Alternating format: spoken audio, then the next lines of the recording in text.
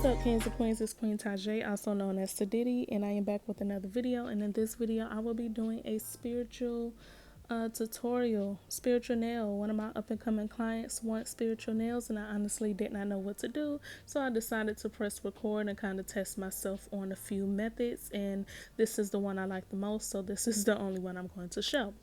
I made the off-white, so I cannot tell you any links, and I do not sell them. However, I did do half white and half clear. And if you do not like the consistency that you come up with and you want it a little bit more milky and kind of see-through-ish, you can definitely add more clear. If you pay attention to how I am picking up my beads and my monomer, I did take Fine Nice class a couple months ago, and I did tell you all about it. And this is the method that I've decided to start back practicing. I took another class on her private Instagram, and it has definitely been helping me. So yeah, if you want to look at her work, her Instagram is FLYNIH_, and y'all show her some love. So I'm going to apply this acrylic very thin, and then I'm going to go in with my jewels. And I guess I'll talk to y'all when it comes to that part.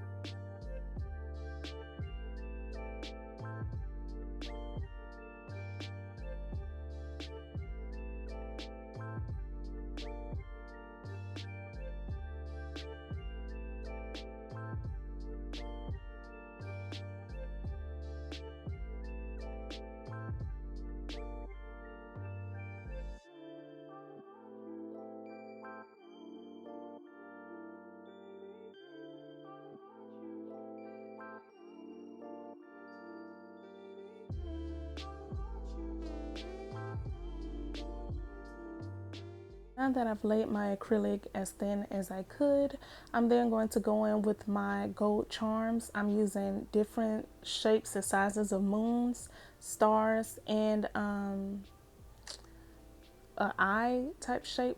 What shape is that? Cylinder? That ain't no cylinder. Whatever it's called, I'm using that, and I'm going to make that into an eye. Now normally it's easy for me to pick up with my brush, however, because these were so small, I kind of had difficulty, so I will be going in with my my cuticle nippers and picking some of the charms up. As you all know, I do not use nippers on me or my clients, so that's honestly what my nippers are for, just for me to pick up things if I cannot pick it up with my brush. So I'm kind of placing them anywhere I want, but I already had an idea in my head on how I wanted it to look, so it wasn't too hard for me to do. And she, like I said, she wanted it spiritual, so of course evil eyes are in. I see a lot of evil a lot of evil eye nail art, so I decided to place that crystal inside of that shape to make it look like an eye and kind of press down a little bit.